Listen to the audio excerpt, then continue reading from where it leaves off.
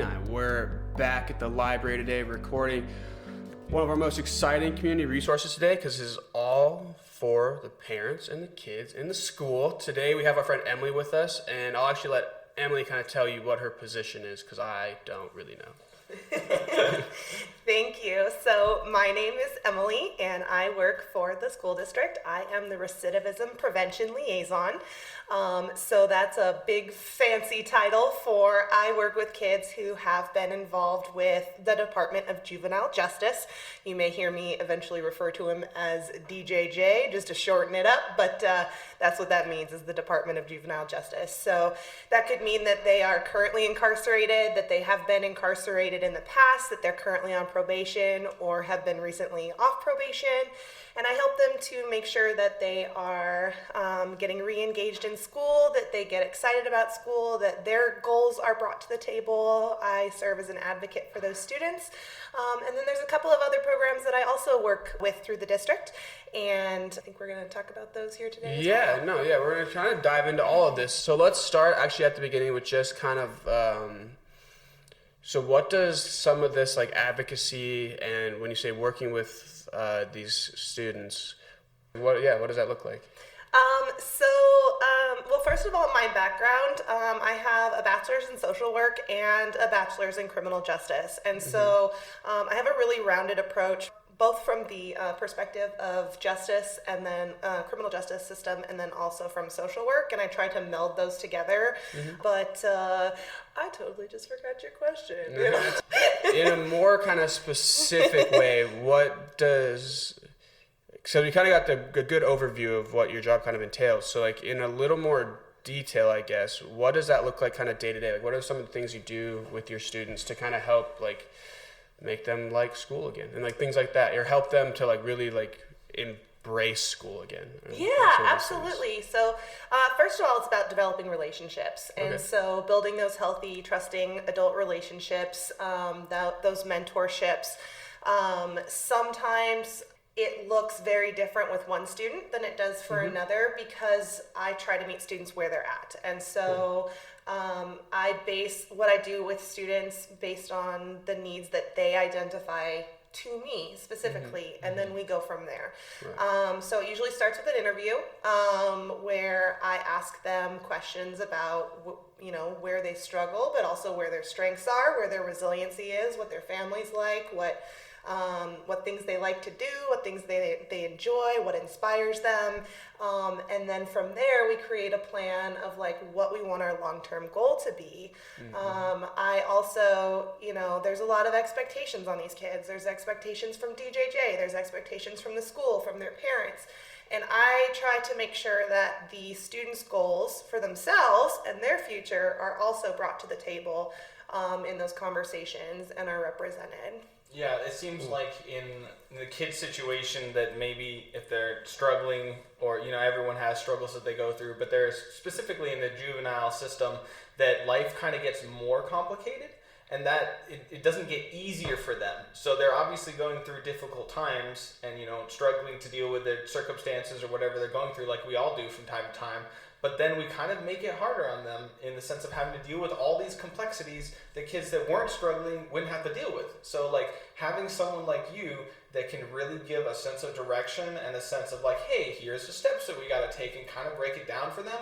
I mean, like as a kid, if I had to try to comprehend the juvenile system and like my place in it, that's just, I'm not going to think about that. That's like too much. So to have someone break that down, I think your role is very critical in giving that sense of stability that is kind of lost in that system.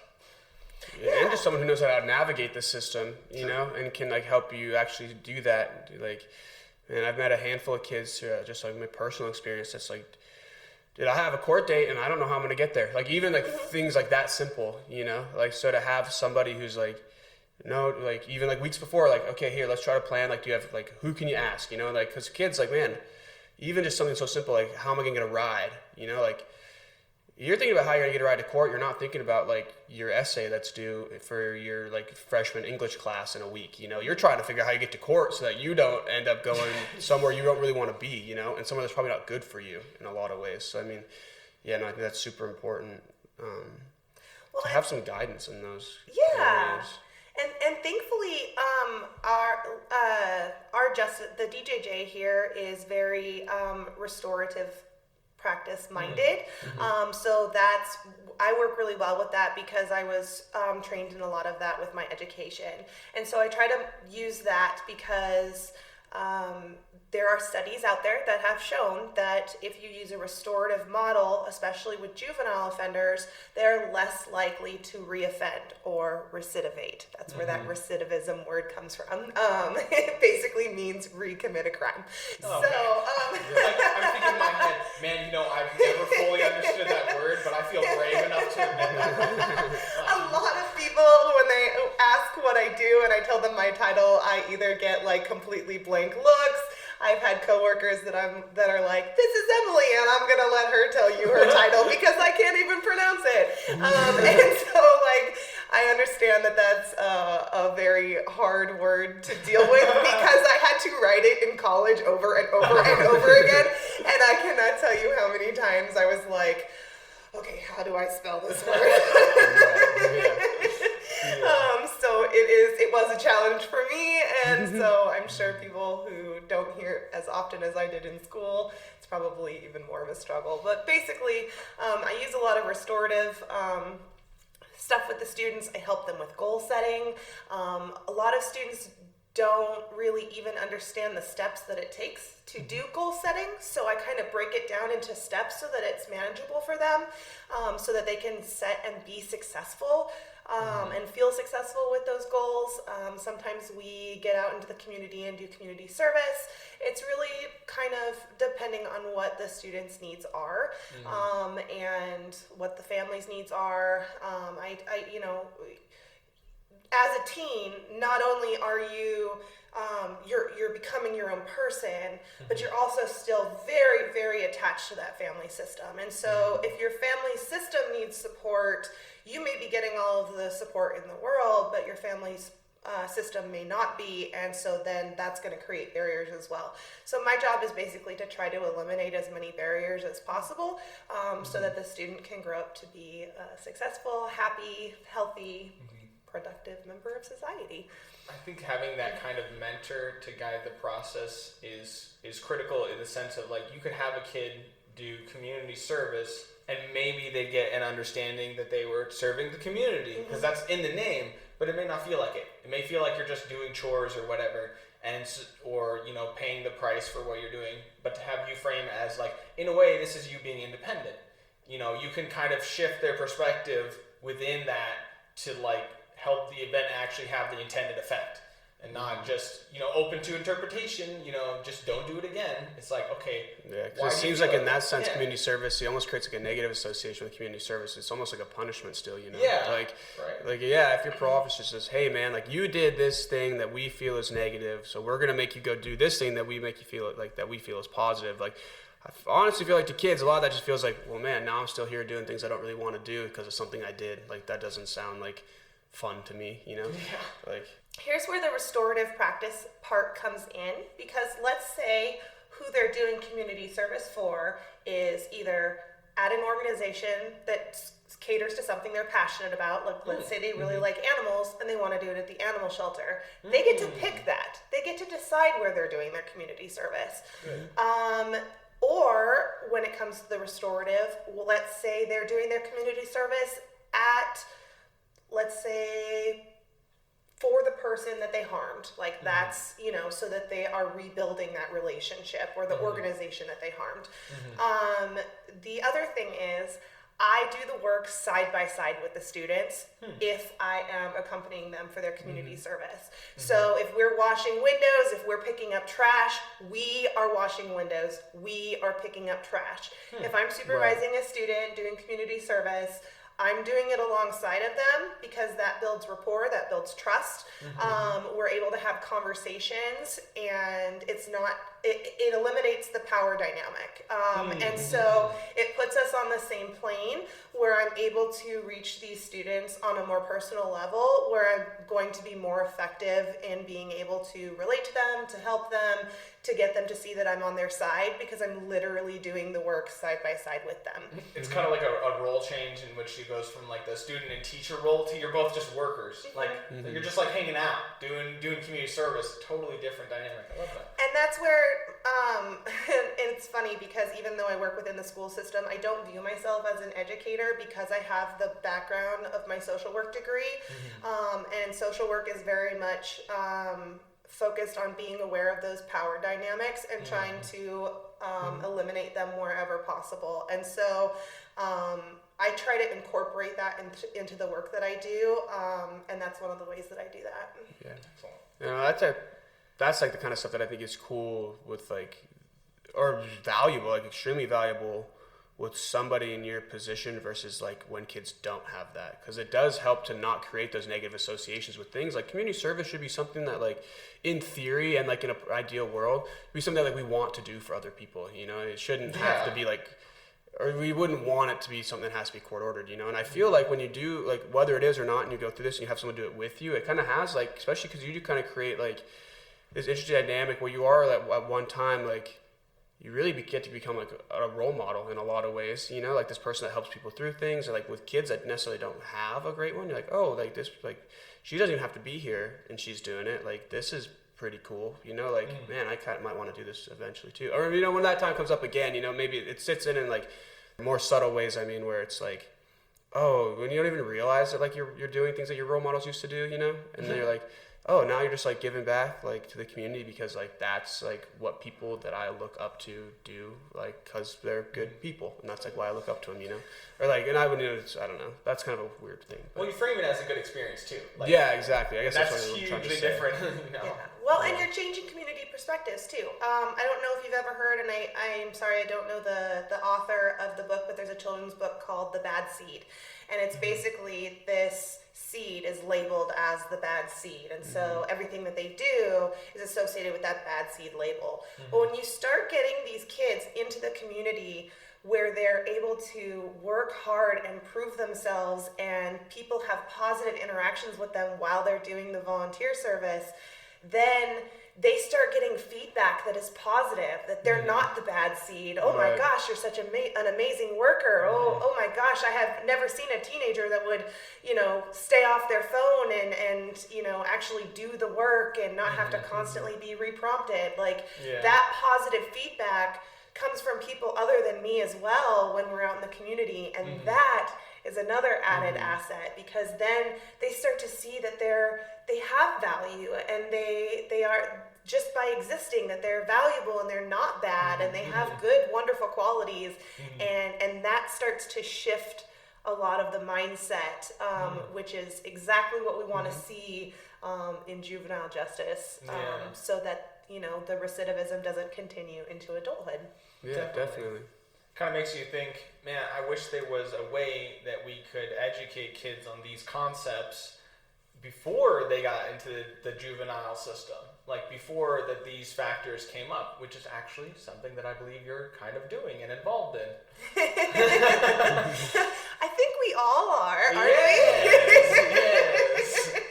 So yes, we actually all met working at the Wednesday Market, and at the Wednesday Market we've been doing training on ACEs and resiliency, and through that I've been able to bring in sources of strength as well as part of the program to build resiliency against ACEs, which for those of you out there who don't know are adverse childhood experiences, right? And so sources of strength is one of the ways that we do that within the school system. Sources of Strength is actually a suicide prevention program. It's student-led, and it focuses on resiliency factors. Those resiliency factors are broken down into a number of different sections of people's lives, whether that be family unit, friends, trusted adults, physical health, mental health, spirituality, etc. And so each of those sections have different ways of building resiliency. And so that's just one of the ways that we are trying to do preventative efforts within the school, because kids with resiliency are less likely to get into trouble. They're more able to deal with the stressors in their life and be successful. I would say they're also more capable of moving towards their goals without being locked up or held back by the things that have happened in their past, by these traumatic experiences, that they realize that they're basically kind of more than the sum of the things that have happened to them, or more than the sum of their actions, that they have an intrinsic value outside of that. And even having a mentor, it's funny because that sounds kind of like what you're doing in the juvenile system. You are that mentor. So to have someone who can step in earlier and instill that kind of value can help them realize, instead of it being like, oh man, people want me to do this thing, but I don't know what I want. Maybe they can figure out what they want, and you kind of help them move towards that goal. But it's not like you're constantly fighting against them. It's like asking them, what is it that is valuable in your life? Like, what do you want from this? Because a lot of times I feel like you don't know. You just don't want to hurt, and you just do whatever doesn't hurt or keeps that from happening. So it's really interesting to see this in the schools, to build this kind of concept that I feel like really hasn't been around for that long. I mean, honestly, teaching how to deal with emotions, teaching how to deal with trauma. Yeah, that's kind of a new millennium kind of thing. A lot of these, like the ACEs study, the original one happened in like 97, 98, and I think the Source of Strength program was originated in North Dakota around that same time, like early 2000s, mid 2000s. So I think a lot of this like emotional intelligence, like trauma can change your brain. Like a lot of this research is super new still. Yeah. And I think that's why, I mean, when people come to Wednesday Market and like we have the yes, no, have you heard of ACEs, like it's pretty no heavy a lot of these days, is because it's new still. And especially to like the mainstream, like a lot of educators and people like that work in the fields that we do are confronted with this stuff. But man, if you're not looking for it, like as a parent a lot of the time, or as like someone who just like happens to work with kids, like unless you're looking for it, it's kind of hard, like you're not also like always confronted with it, which like for us, I think sometimes is like kind of weird. We're like, have you heard of ACE? We're like, no. We're like, how have you not? Like, well, because they don't work where we do, like, duh. Like, come on. If people out there do want more information on ACEs, there's tons of good information online. The CDC has a whole rundown of it. They have their own website. Like literally, if you just Google the acronym ACEs, ACES, like the first two or three, the first one that comes up is the CDC, and then the next two is like buildingresilience.org or something like that. And that all has super good information about what all the ACEs are, and then some of the ways that you can build resilience around it. But like just a quick like shortcut tip for people that do like happen to work with kids, a lot of that research like pretty much says like the number one things you can do for kids is like be a model. Like model healthy behavior, model healthy coping mechanisms, like how do you cope with stress, how do you deal with stress, like, and it's, man, this is one of those ones that I think is hard for some people too, because like the do as I say, not as I do thing, like just kind of doesn't work all the time. Like, and it's hard, man, because like we're not perfect, like people who work with kids, parents, daycare individuals, like we're not perfect human beings, and like sometimes a lot of the time, like if we haven't been taught how to manage our stress well, like we don't manage our stress well because our parents didn't model for us how to manage our stress well, and so it's so like really, and this sounds kind of weird, but it's like one of those old sayings, like no one drinks from the empty cup, so if you are one of those people who works with kids or works with parents and you have some things that like taking care of yourself, I guess, is going to go a long way in like helping your kids take care of themselves and like modeling those kind of good behaviors, things like that. It's kind of like the quote, if your compassion does not include yourself, it is incomplete. Yeah, no, for sure, big time. Absolutely. I wanted to share a Twitter post / meme that I saw the other day, and it's speaking to kind of what you said earlier, and it says, boomers, I heard she went to, looks around nervously, whispers, therapy. And millennials and Gen Z are like, LMAO, y'all, guess what my therapist told me today? So there is kind of a generational generational shift that's, needs to be addressed. And, some parents are still very in some old school methods. They parent like their parents parented, and, they didn't have the tools, they didn't have the access to therapy like we do now. And the stigma. Yeah, man. It's going away.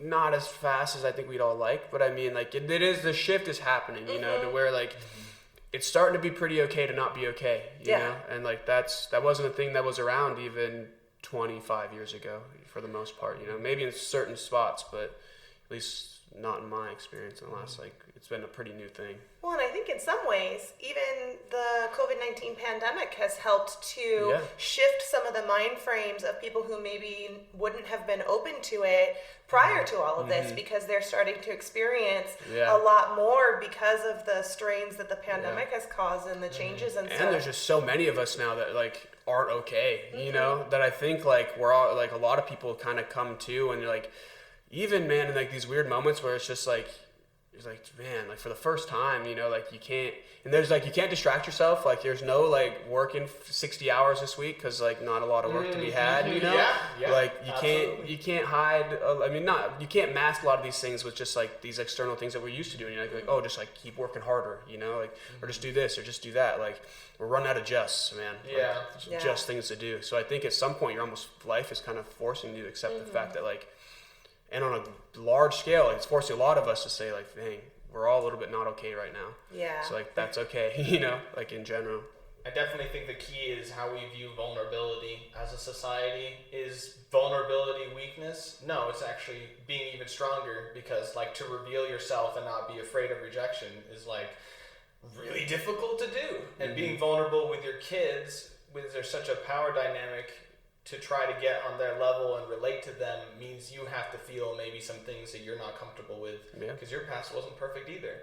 And so, like, to break that cycle of kind of staying locked up eternally and not giving them the tools because you don't know what the tools are, maybe it's okay to admit that you don't know what the tools are. Yeah, like, and that's where Source of Strength is cool, dude, because I think it helps kids, like, if your parent doesn't have the tools or whatever that looks like, the program helps you identify these other aspects where there might be resources or tools available, like, for you to use, like, even that, I think one of my favorite ones is very simple, like the same idea we've been talking about kind of throughout is, like, this idea of generosity, like, how it feels to be generous, and, like, the worth and the value you feel intrinsically from being generous and, like, helping other people and compassionate, and so, like, maybe you don't have a resource in your parents, but maybe that role model is someone else in your life, a teacher, whoever that looks like for you, a friend, older cousin, whatever. Aunt, uncle, grandparent. Yeah, anybody, Like, okay, so maybe it's not your parents like it is for a lot of other people, but, like, who is it, you know? And that really helps you, like, literally there's activities like, where you write that down, like, you make that very, like, and in a way you make it, like, kind of concrete, like, you start to, when you write it down, you kind of start to know, like, okay, this is my person, or, like, this is somebody I can go to. Yeah. So, like, if it's not, like, the traditional people that it might be for a lot of other people, it helps kids identify, like, what your sources of strength are, right? So I think that's a cool part about that program. Well, and I just went to this conference that was for resiliency and joy. It was a wonderful experience, and there were two things that I really picked out of that. One of them I recognized in myself that I'm already doing, and that is you have to be present and doing the things alongside the kids, because if they think that you're not willing to do it, then they're not going to be willing to do it. So at this conference, for instance, all the kids, to get their attention, they would howl like wolves. Cool. And so they wanted all the adults to join in when they did this, right? And so, because they know if the adults make it awkward, the kids are going to make it awkward, right? So if the adults are all participating, it normalizes it.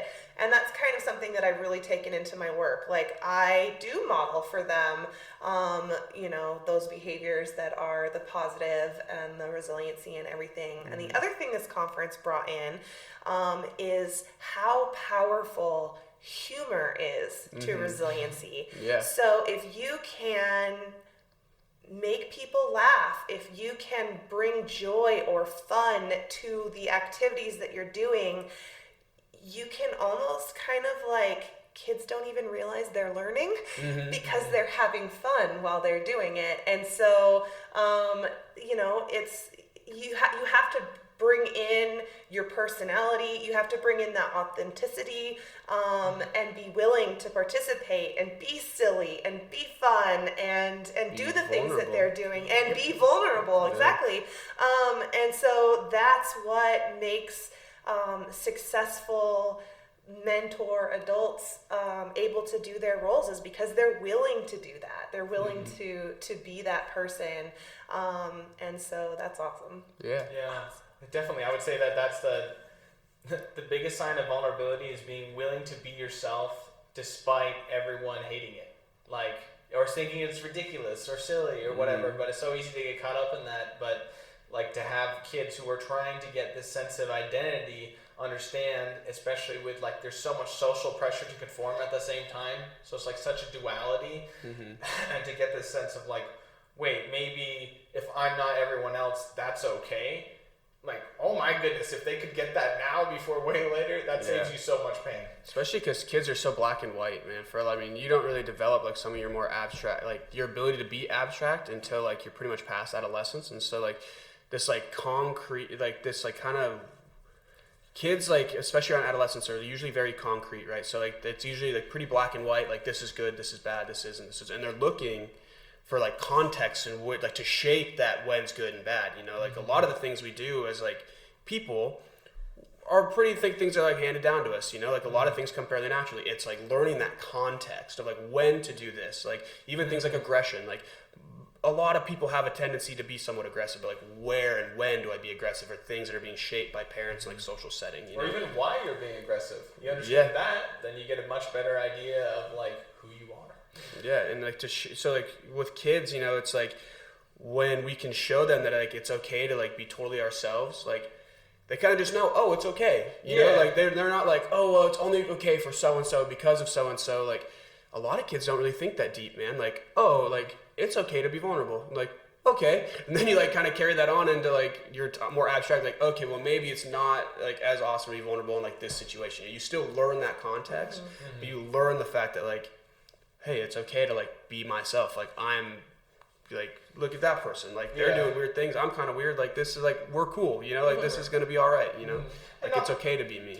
Well, and the other thing that's important to point out, you mentioned that kids and particularly teenagers have a tendency, they can be very black and white. Nobody can spot that you are being inauthentic and you're full of BS like a teenager can. So unless you can address that with yourself and learn how to be authentic yourself, those kids are gonna pick up on that before you even do.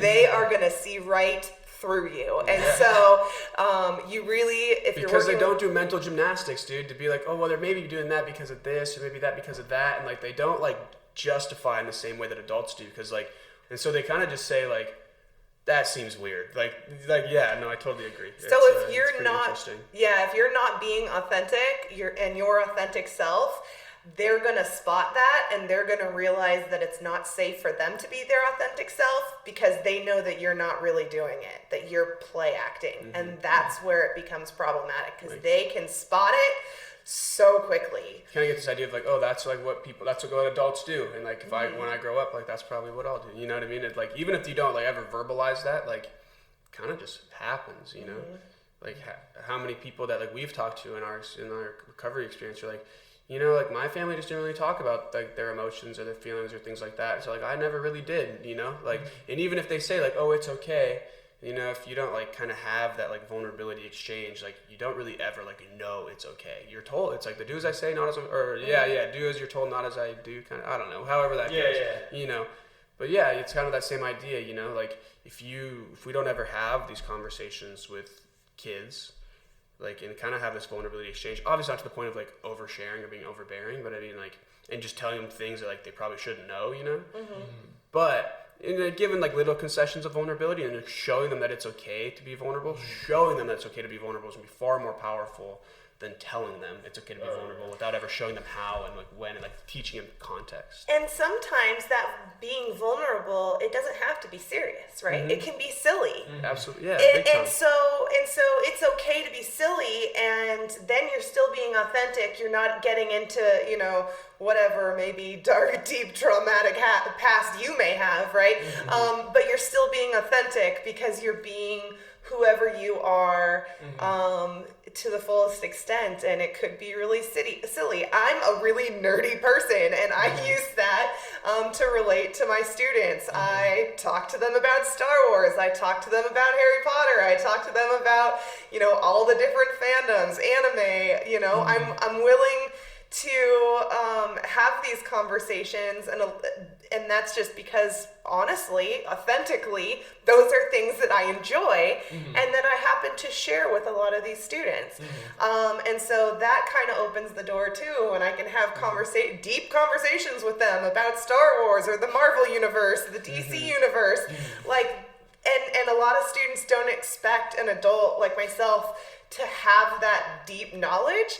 And so we get into deep conversations about, silly things or perceivably silly things that may be very important to them. Honestly, it's important to me. And that's where the authenticity comes.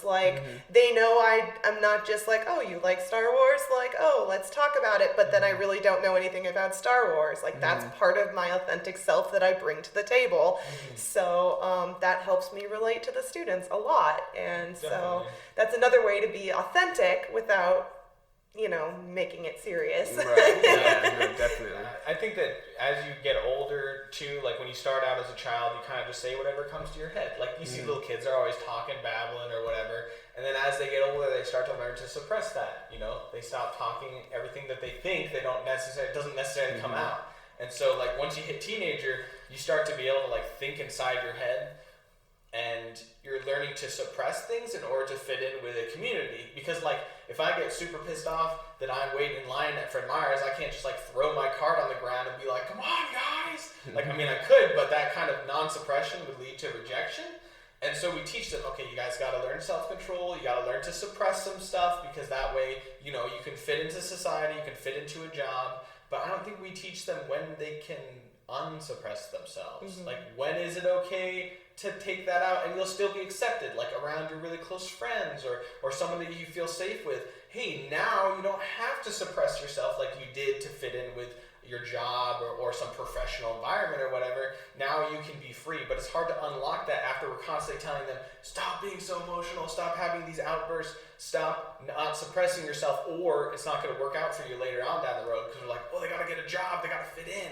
But it's okay, but when can they be themselves? They need to know that. You need to have a place where you can feel that way and be okay with you and be okay with all parts of you, basically. I think that's so crucial. Yeah, and to bring it back to, it's kind of related to that, but also something that you had mentioned. So one of the things that I did with my students last year, there's a couple activities I do with them to make things fun and so that we can get to know each other. One of the things though is at the very beginning, like I said, I do an interview and I identify the important people in their life. Well, towards the end of the year, I asked them all, I brought them all thank you cards, and I asked them to write a thank you to somebody in their life. I didn't care who it was. I didn't need to read it. I just wanted them to write a thank you note to somebody who they were grateful for. And that was really cool. They seemed to really enjoy that activity, and it was really interesting because each one identified a completely wildly different person. I had one student that was can I have two? And I was yes. Absolutely. Another thing that I have is a Jenga game where when you put the blocks are different colors and there's a deck of cards and each color block is associated with a question on the card. And so we kind of have a get to know you kind of way of doing that. That's and cool. I have these balls that look like soccer balls, but they're squishier. And you can toss them around, and wherever your thumb lands, it has a prompt. And so sometimes that prompt is say I'm worthy 3 times, or what is your least favorite chore to do at home, or so it's engaging, it's fun, they're using their whole body to do it, right? Where it's ways that I can get to know them where they're still having a good time.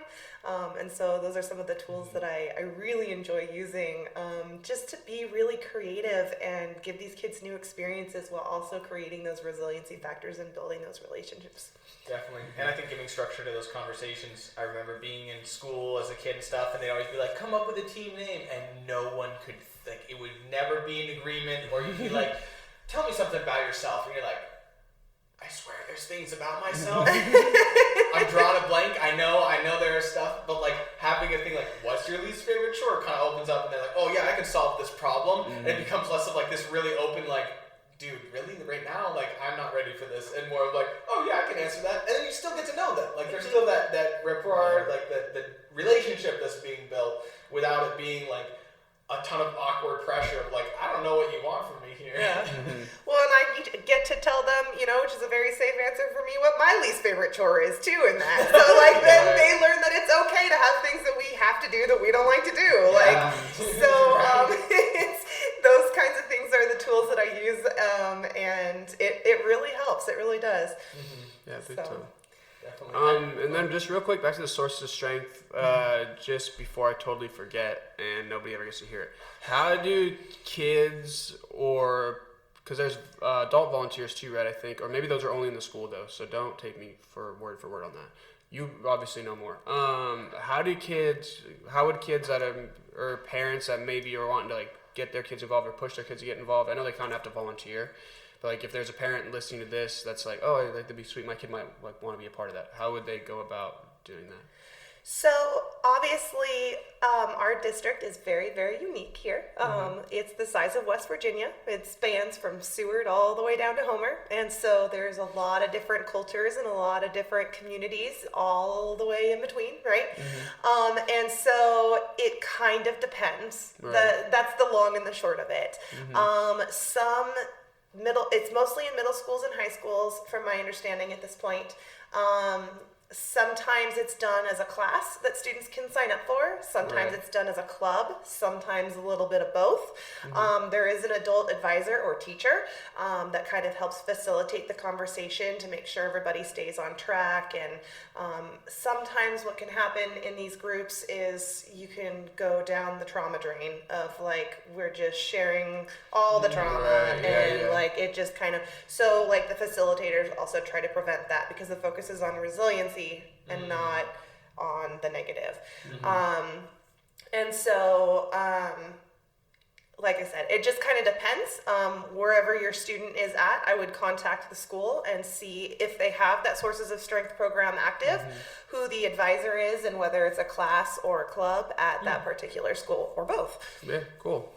Yeah, going with that sharing, when you share a bunch of trauma, I think there's a part of you that if you do that all at once, you start to maybe think, wait, am I like broken? Is there like something wrong with me? And so reinforcing with the resilience factors, I think is so crucial, because it's like, okay, yeah, all these things happen, but there's a way out. Like there's hope. There's something you can do about it. You're not trapped as like this broken thing that can't be fixed. And I think a lot of kids feel like the broken thing that can't be fixed. Like maybe they can't verbalize that in a sense, but that sense of anyone who's been rejected, it's hard not to let that stay with you. And if it's by like your parents, then it's definitely going to stay with you, kind of thing. But to have an option in an education format, I wonder if the kids know what they're getting to in that sense. But man, that's so good, like to have that opportunity. Because like I imagine as a kid, I'd be like, yeah, Sources of Strength, yeah, that kind of makes sense. And then getting it, be like, wow, I'm getting way more than I bargained for out of this. Like, what an experience. And the students in those programs get to advocate for themselves as a student body. For instance, at one of the local high schools, one of the projects that they did for their classroom is they sent out a survey to the fellow students to see what kind of clubs the students wanted within the school. And so those clubs in the future, if they're ever, if somebody takes them up and runs with them that have been identified as a need by the students, for the students, could also create resiliency and healthy relationships and healthy engagement and whatnot. So that's really exciting too, because then they empowered themselves to find a need amongst their peers, and hopefully that moves forward. Unfortunately, COVID last year made that quite difficult to actually instigate, but hopefully sometime soon in the future we can take those suggestions and actually bring them to life, and that would be amazing. Yeah, definitely. I think when you start with their ideas and their thoughts, it becomes a lot easier for them to own it, because man, I can't tell you the number of times people set up things for kids and then the kids will just be like, yeah, do we have to though? And they're like, yeah, of course, we put all this time and energy and you're gonna love it. You're gonna have to love it. You ungrateful freaking waste. And we can't do that, so you better love it. And then when the kids don't love it, they're like, God, what's wrong with these kids? Yeah, I really thought they'd love it. Yeah. You know how much money I spend on that? And the Honestly. kids like, really? That's what's gonna be the point here? No. You spent money on this? Yeah, exactly. Dude, I just wanted a better locker. My parents are weird, man. Oh man, I love that. I love that sense of independence, because if that is the time that you're trying to become more independent in your life, might as well have more choices on how you want to run things. Deal with the responsibility, deal with the consequences, but at least have an opportunity to start taking that on. What is your life? What do you want to be like? And I think if you get an idea of what that is, then the suffering to achieve that doesn't hurt so bad, because you actually know what it's for. You're not just like suffering for no reason, which is arguably the worst thing. It definitely gives them agency, and that's awesome. A lot of times kids don't have a lot of control. There's a lot of external factors controlling what they're doing, and so the little bits of control we can give them, especially as they get older and they are learning that they're eventually going to have all of the control and be able to make all of the choices, and good or bad have to face the consequences of those. It's important to give them small steps to get used to that before they get to adulthood. Absolutely.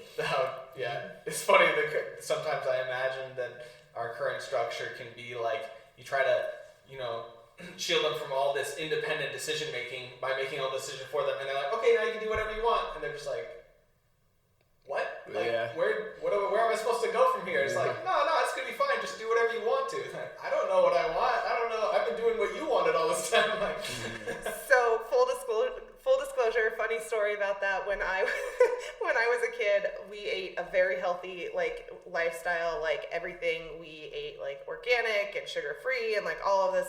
And I swear to you, when I left the nest, I ate nothing but Cocoa Puffs for 6 months. Nothing but Cocoa Puffs, to the point where I was staying at a friend's house and their cat's bowl was on the counter, and I was like, ooh, I want Cocoa Puffs, looking at the cat food, and I was like, I have a problem. I need to stop. that just sounds like you're Cocoa Puffs. Yeah, for real.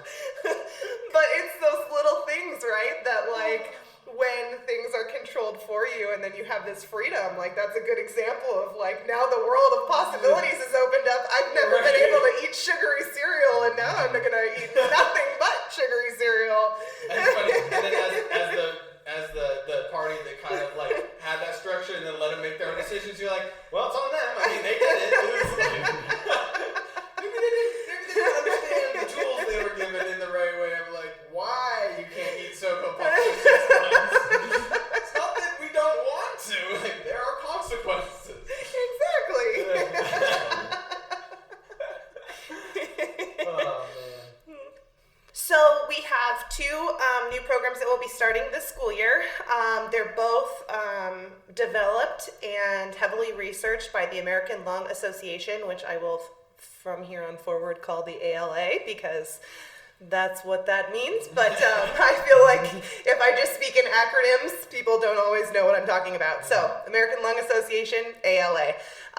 So there are two programs. One is, here's another acronym, ATOS. So it's an alternative to out-of-school suspension for tobacco programs. I'm actually really interested in that. What's Yeah, so the ATOS program is, I think we're piloting it in a couple of the middle schools and high schools, and it's an alternative to out-of-school suspension. It provides education for students. It's kind of run in a detention model to give them more information and combat the misinformation about vaping in particular, but it's built for all tobacco products, not just vaping. But in full honesty, vaping is the biggest concern in the schools at this point. Most teenagers, if you ask them, like, would they consider smoking cigarettes, they'd look at you like you were crazy. But then they think nothing of vaping, and they think that it's healthier, and that's not really the case. So it gives them information so that they can start making decisions for themselves so they can be more informed. It is not a tobacco cessation program, though. While it's an alternative to out-of-school suspension, it keeps them in school, it keeps them engaged in school, so that they're not punished for their addiction, but can be educated instead. That's another restorative thing. I think that's important in general, because I actually have never really gotten the value of out-of-school suspension, honestly. Just because, like, man, you're taking somebody who probably doesn't have a lot of structure out of probably the only place where they really do have structure, and just like letting them go, you know what I mean? Just like, all right, man, see you later, you know? Like, and only for a day. It's not, you know what I mean? Like, what's like the point of that? Like, we're like, oh, you know, it's for the other kids in the class. What, they're gonna get one day, and then the kid's gonna have to come back again, you know? Like, that doesn't even make sense. Like, out of school suspension, this is a personal rant. Here's my harangue for the day. Out of school suspension doesn't make any sense. It's silly. It's honestly an outdated, silly thing. It's definitely not restorative. No, yeah, like, I mean, dude, like, you're gonna take the like kids that typically have like some of these behavioral challenges that like you're trying to address with something like out of school suspension, need to be in school, dude. Like, that's where they're getting their structure. That's where they're learning like the context of some of these behaviors that a lot of the kids their age are going through. Like, this is where their behavior is manifesting, but it's probably not where their behavior is like generated from, you know?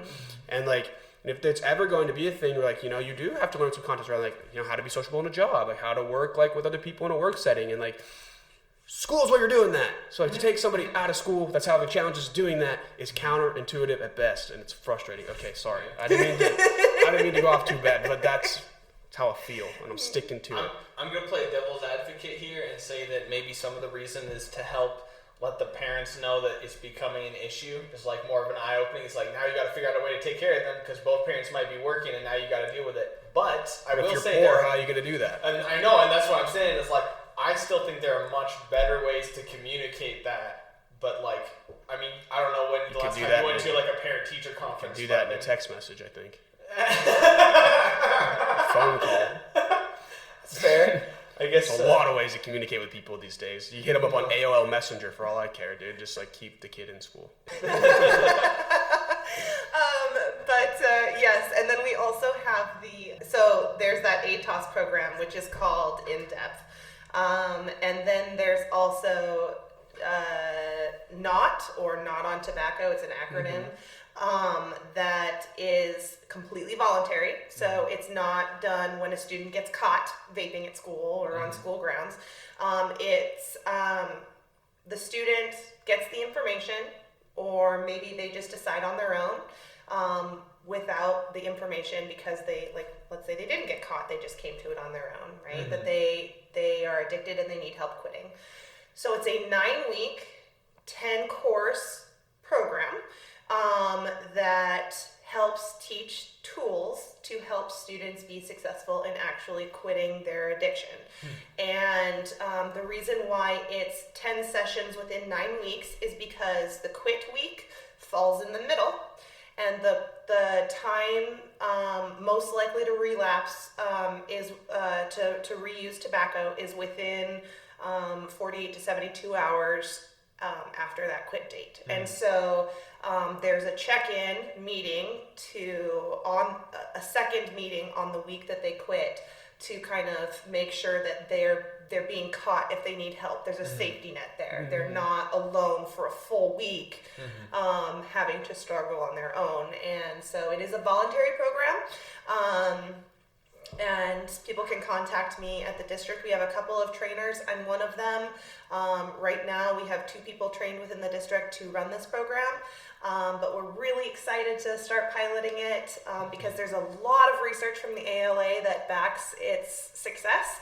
And so it's really research driven, and so we're really excited to be able to implement it up here. Oh, no, there's 3 people trained in it because there's someone down in Homer that is also trained as well. So so we're very excited to bring this program to the district and to the students of the district because we hope that it's going to be really helpful. Nice, yeah.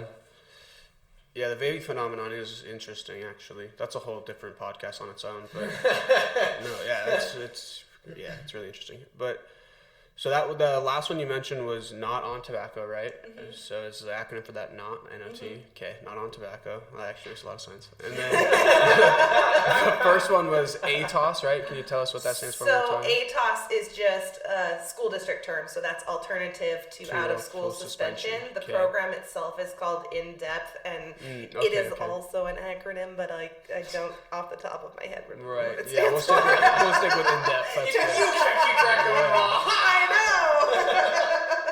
She has a list in her office on her wall of all the acronyms. You just look them right up. Yeah, list is an acronym for something like that. Yeah, honestly.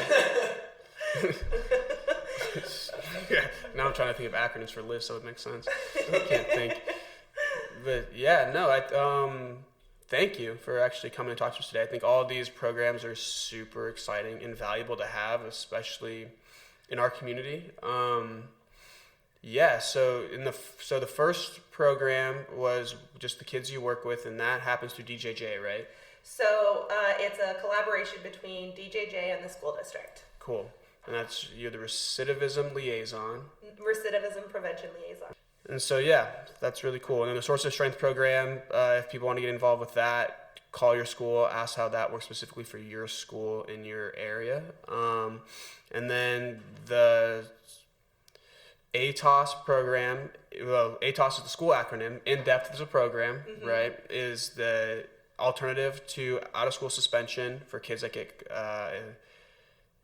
more or less get caught with using tobacco. They can go do an education program instead of out-of-school suspension. And then Not on Tobacco is a voluntary, is it 10 class 9 week or 9 week 10 class? 9 week 10 class. 9 week 10 class tobacco cessation program that kids can volunteer to do when they're ready to do that. Yeah. So yeah, no, thank you, Emily, for coming and talking to us today and telling us about all the different programs that are available to our students in the community. Absolutely. Hoping that more kids will take advantage. Yeah. More kids and parents will be encouraged to take advantage of these opportunities. The other thing with the ALA and tobacco cessation thing that I wanted to bring up is the ALA reviewed the district's tobacco policies and gave suggestions, and that went to the board. And so hopefully